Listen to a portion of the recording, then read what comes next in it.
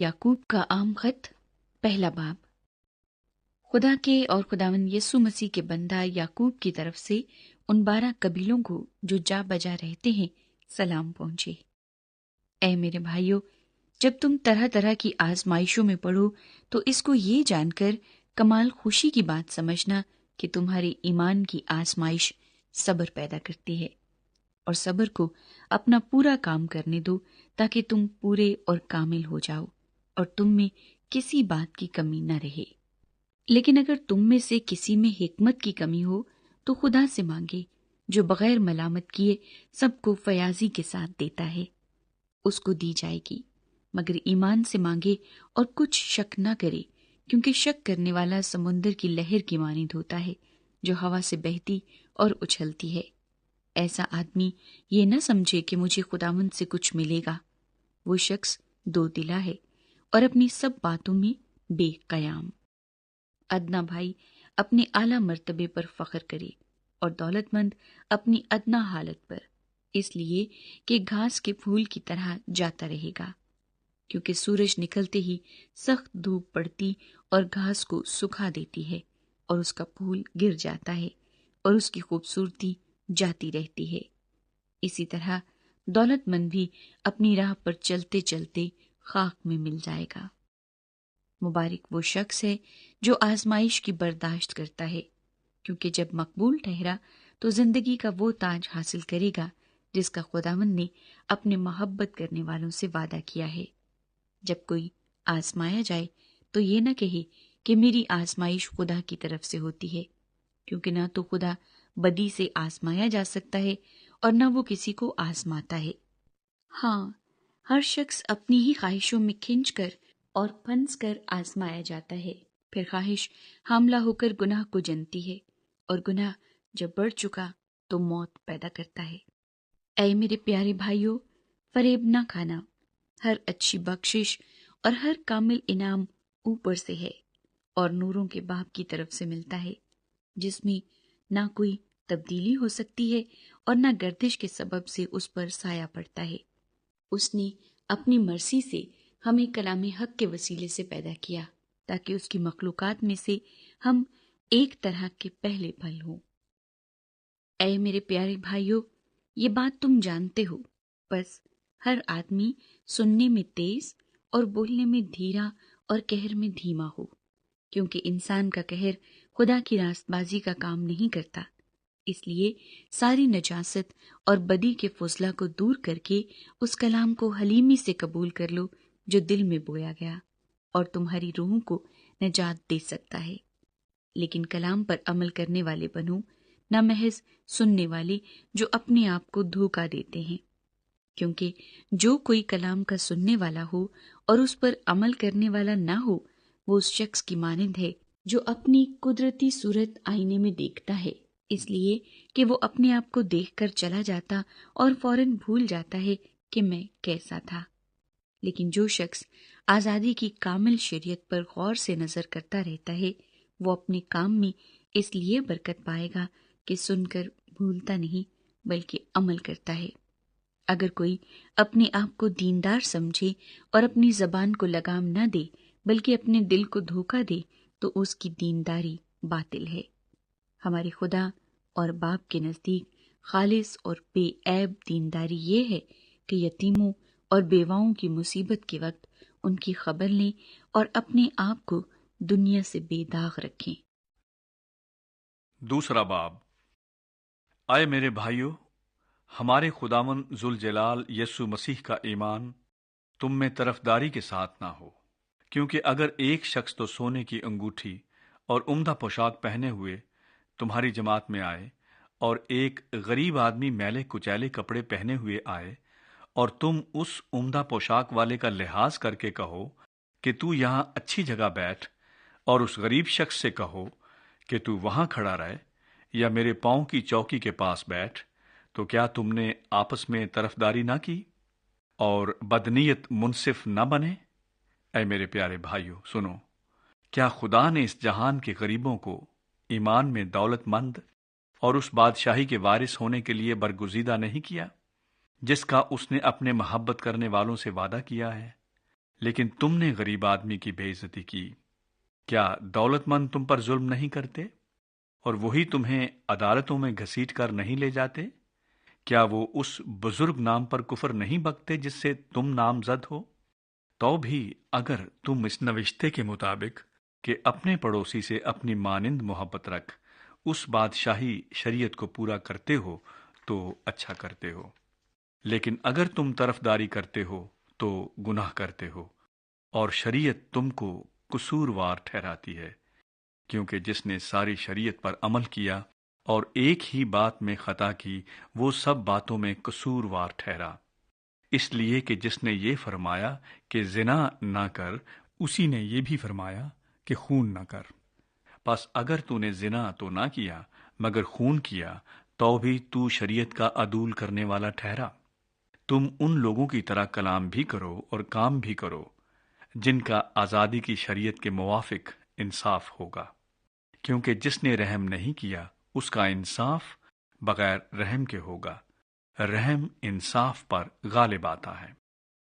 آئے میرے بھائیو، اگر کوئی کہے کہ میں ایماندار ہوں مگر عمل نہ کرتا ہو تو کیا فائدہ؟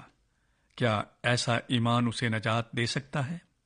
اگر کوئی بھائی یا بہن ننگی ہو اور ان کو روزانہ روٹی کی کمی ہو اور تم میں سے کوئی ان سے کہے کہ سلامتی کے ساتھ جاؤ، گرم اور سیر رہو، مگر جو چیزیں تن کے لیے درکار ہیں وہ انہیں نہ دے تو کیا فائدہ؟ اسی طرح ایمان بھی اگر اس کے ساتھ اعمال نہ ہوں تو اپنی ذات سے مردہ ہے۔ بلکہ کوئی کہہ سکتا ہے کہ تو ایماندار ہے اور میں عمل کرنے والا ہوں، تو اپنا ایمان بغیر اعمال کے تو مجھے دکھا اور میں اپنا ایمان اعمال سے تجھے دکھاؤں گا۔ تو اس بات پر ایمان رکھتا ہے کہ خدا ایک ہی ہے، خیر اچھا کرتا ہے۔ شیاطین بھی ایمان رکھتے اور تھر تھراتے ہیں۔ مگر اے نکمے آدمی، کیا تو یہ بھی نہیں جانتا کہ ایمان بغیر اعمال کے بیکار ہے؟ جب ہمارے باپ ابراہام نے اپنے بیٹے اسحاق کو قربان گاہ پر قربان کیا تو کیا وہ اعمال سے راست باز نہ ٹھہرا؟ پس تو نے دیکھ لیا کہ ایمان نے اس کے اعمال کے ساتھ مل کر اثر کیا اور اعمال سے ایمان کامل ہوا، اور یہ نوشتہ پورا ہوا کہ ابراہام خدا پر ایمان لایا اور یہ اس کے لیے راست بازی گنا گیا اور وہ خدا کا دوست کہلایا۔ پس تم نے دیکھ لیا کہ انسان صرف ایمان ہی سے نہیں بلکہ اعمال سے راست باز ٹھہرتا ہے۔ اسی طرح رہب فاحشہ بھی جب اس نے قاصدوں کو اپنے گھر میں اتارا اور دوسری راہ سے رخصت کیا تو کیا اعمال سے راست باز نہ ٹھہری؟ غرض جیسے بدن بغیر روح کے مردہ ہے ویسے ہی ایمان بھی بغیر اعمال کے مردہ ہے۔ تیسرا باب۔ اے میرے بھائیو، تم میں سے بہت سے استاد نہ بنے، کیونکہ جانتے ہو کہ ہم جو استاد ہیں زیادہ سزا پائیں گے، اس لیے کہ ہم سب کے سب اکثر خطا کرتے ہیں۔ کامل شخص وہ ہے جو باتوں میں خطا نہ کرے، وہ سارے بدن کو بھی قابو میں رکھ سکتا ہے۔ جب ہم اپنے قابو میں کرنے کے لیے گھوڑوں کے منہ میں لگام دے دیتے ہیں تو ان کے سارے بدن کو بھی گھما سکتے ہیں۔ دیکھو، جہاز بھی اگرچہ بڑے بڑے ہوتے ہیں اور تیز ہواؤں سے چلائے جاتے ہیں تو بھی ایک نہایت چھوٹی سی پتوار کے ذریعے سے ماجی کی مرضی کے موافق گھمائے جاتے ہیں۔ اسی طرح زبان بھی ایک چھوٹا سا عضو ہے اور بڑی شیخی مارتی ہے۔ دیکھو، تھوڑی سی آگ سے کتنے بڑے جنگل میں آگ لگ جاتی ہے۔ زبان بھی ایک آگ ہے۔ زبان ہمارے اعضاء میں شرارت کا ایک عالم ہے اور سارے جسم کو داغ لگاتی ہے اور دائرہ دنیا کو آگ لگا دیتی ہے اور جہنم کی آگ سے جلتی رہتی ہے، کیونکہ ہر قسم کے چوپائے اور پرندے اور کیڑے مکوڑے اور دریائی جانور تو انسان کے قابو میں آ سکتے ہیں اور آئے بھی ہیں، مگر زبان کو کوئی آدمی قابو میں نہیں کر سکتا۔ وہ ایک بلا ہے جو کبھی رکتی ہی نہیں، زہر قاتل سے بھری ہوئی ہے۔ اسی سے ہم خداوند اور باپ کی حمد کرتے ہیں اور اسی سے آدمیوں کو جو خدا کی صورت پر پیدا ہوئے ہیں بد دعا دیتے ہیں۔ ایک ہی منہ سے مبارکباد اور بد دعا نکلتی ہے۔ اے میرے بھائیو، ایسا نہ ہونا چاہیے، کیا چشمے کے ایک ہی منہ سے میٹھا اور کھاری پانی نکلتا ہے؟ اے میرے بھائیوں، کیا انجیر کے درخت میں زیتون اور انگور میں انجیر پیدا ہو سکتے ہیں؟ اسی طرح کھاری چشمے سے میٹھا پانی نہیں نکل سکتا۔ تم میں دانا اور فہیم کون ہے جو ایسا ہو وہ اپنے کاموں کو نیک چال چلن کے وسیلے سے اس علم کے ساتھ ظاہر کرے جو حکمت سے پیدا ہوتا ہے۔ لیکن اگر تم اپنے دل میں سخت حسد اور تفرقے رکھتے ہو تو حق کے خلاف نہ شیخی مارو نہ جھوٹ بولو۔ یہ حکمت وہ نہیں جو اوپر سے اترتی ہے بلکہ دنیوی اور نفسانی اور شیطانی ہے، اس لیے کہ جہاں حسد اور تفرقہ ہوتا ہے وہاں فساد اور ہر طرح کا برا کام بھی ہوتا ہے۔ مگر جو حکمت اوپر سے آتی ہے اول تو وہ پاک ہوتی ہے، پھر ملنسار، حلیم اور تربیت پذیر، رحم اور اچھے پھلوں سے لدی ہوئی، بے طرفدار اور بے ریا ہوتی ہے، اور صلح کرانے والوں کے لیے راست بازی کا پھل صلح کے ساتھ بویا جاتا ہے۔ چوتھا باب، تم میں لڑائیاں اور جھگڑے کہاں سے آ گئے؟ کیا ان خواہشوں سے نہیں جو تمہارے اعضاء میں فساد کرتی ہیں؟ تم خواہش کرتے ہو اور تمہیں ملتا نہیں، خون اور حسد کرتے ہو اور کچھ حاصل نہیں کر سکتے۔ تم جھگڑتے اور لڑتے ہو، تمہیں اس لیے نہیں ملتا کہ مانگتے نہیں۔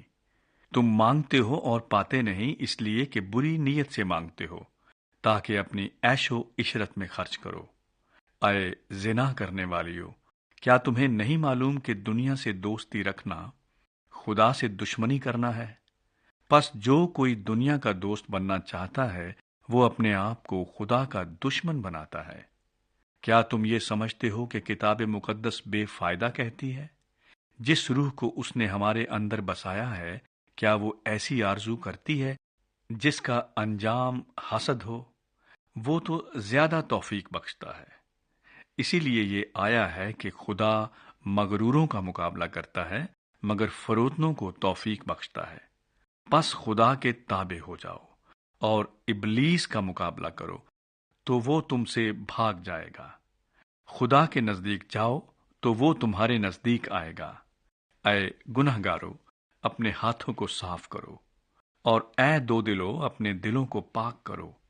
افسوس اور ماتم کرو اور رو، تمہاری ہنسی ماتم سے بدل جائے اور تمہاری خوشی اداسی سے۔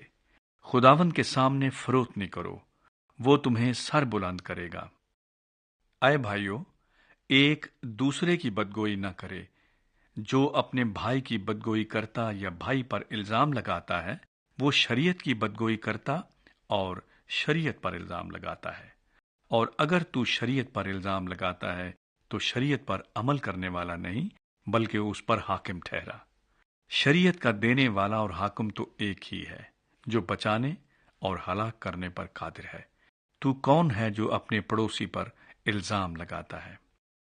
تم جو یہ کہتے ہو کہ ہم آج یا کل فلاں شہر میں جا کر وہاں ایک برس ٹھہریں گے اور سوداگری کر کے نفع اٹھائیں گے، اور یہ جانتے نہیں کہ کل کیا ہوگا، ذرا سنو تو تمہاری زندگی چیز ہی کیا ہے؟ بخارات کا سا حال ہے، ابھی نظر آئے ابھی غائب ہو گئے۔ یوں کہنے کی جگہ تمہیں یہ کہنا چاہیے کہ اگر خداوند چاہے تو ہم زندہ بھی رہیں گے اور یہ یا وہ کام بھی کریں گے۔ مگر اب تم اپنی شیخی پر فخر کرتے ہو، ایسا سب فخر برا ہے۔ پس جو کوئی بھلائی کرنا جانتا ہے اور نہیں کرتا اس کے لیے یہ گناہ ہے۔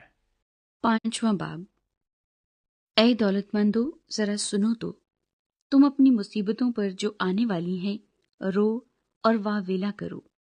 تمہارا مال بگڑ گیا اور تمہاری پوشاکوں کو کیڑا کھا گیا، تمہارے سونے چاندی کو زنگ لگ گیا اور وہ زنگ تم پر گواہی دے گا اور آگ کی طرح تمہارا گوشت کھائے گا۔ تم نے اخیر زمانے میں خزانہ جمع کیا ہے، دیکھو جن مزدوروں نے تمہارے کھیت کاٹے ان کی وہ مزدوری جو تم نے دغا کر کے رکھ چھوڑی چلاتی ہے، اور فصل کاٹنے والوں کی فریاد رب الافواج کے کانوں تک پہنچ گئی ہے۔ تم نے زمین پر عیش و عشرت کی اور مزے اڑائے، تم نے اپنے دلوں کو ذبح کے دن موٹا تازہ کیا، تم نے راست باز شخص کو قصوروار ٹھہرایا اور قتل کیا، وہ تمہارا مقابلہ نہیں کرتا۔ بس اے بھائیو، خداوند کی آمد تک صبر کرو۔ دیکھو، کسان زمین کی قیمتی پیداوار کے انتظار میں پہلے اور پچھلے می کے برسنے تک صبر کرتا رہتا ہے۔ تم بھی صبر کرو اور اپنے دلوں کو مضبوط رکھو، کیونکہ خداوند کی آمد قریب ہے۔ اے بھائیو، ایک دوسرے کی شکایت نہ کرو تاکہ تم سزا نہ پاؤ۔ دیکھو، منصف دروازے پر کھڑا ہے۔ اے بھائیو، جن نبیوں نے خداوند کے نام سے کلام کیا، ان کو دکھ اٹھانے اور صبر کرنے کا نمونہ سمجھو۔ دیکھو، صبر کرنے والوں کو ہم مبارک کہتے ہیں۔ تم نے ایوب کے صبر کا حال تو سنا ہی ہے، اور خداوند کی طرف سے جو اس کا انجام ہوا اسے بھی معلوم کر لیا، جس سے خداوند کا بہت ترس اور رحم ظاہر ہوتا ہے۔ مگر اے میرے بھائیو، سب سے بڑھ کر یہ ہے کہ قسم نہ کھاؤ، نہ آسمان کی، نہ زمین کی، نہ کسی اور چیز کی، بلکہ ہاں کی جگہ ہاں کرو اور نہیں کی جگہ نہیں، تاکہ سزا کے لائق نہ ٹھہرو۔ اگر تم میں کوئی مصیبت زدہ ہو تو دعا کرے، اگر خوش ہو تو حمد کے گیت گائے۔ اگر تم میں کوئی بیمار ہو تو کلیسیا کے بزرگوں کو بلائے اور وہ خداوند کے نام سے اس کو تیل مل کر اس کے لیے دعا کریں۔ جو دعا ایمان کے ساتھ ہوگی اس کے باعث بیمار بچ جائے گا اور خداوند اسے اٹھا کھڑا کرے گا، اور اگر اس نے گناہ کیے ہوں تو ان کی بھی معافی ہو جائے گی۔ بس تم آپس میں ایک دوسرے سے اپنے اپنے گناہوں کا اقرار کرو اور ایک دوسرے کے لیے دعا کرو تاکہ شفا پاؤ۔ راست باز کی دعا کے اثر سے بہت کچھ ہو سکتا ہے۔ ایلیا ہمارا ہم طبیعت انسان تھا، اس نے بڑے جوش سے دعا کی کہ می نہ برسے، چنانچہ 3.5 برس تک زمین پر می نہ برسا۔ پھر اس نے دعا کی تو آسمان سے پانی برسا اور زمین میں پیداوار ہوئی۔ اے میرے بھائیو، اگر تم میں کوئی راہ حق سے گمراہ ہو جائے اور کوئی اس کو پھیر لائے تو وہ یہ جان لے کہ جو کوئی کسی گناہگار کو اس کی گمراہی سے پھیر لائے گا وہ ایک جان کو موت سے بچائے گا اور بہت سے گناہوں پر پردہ ڈالے گا۔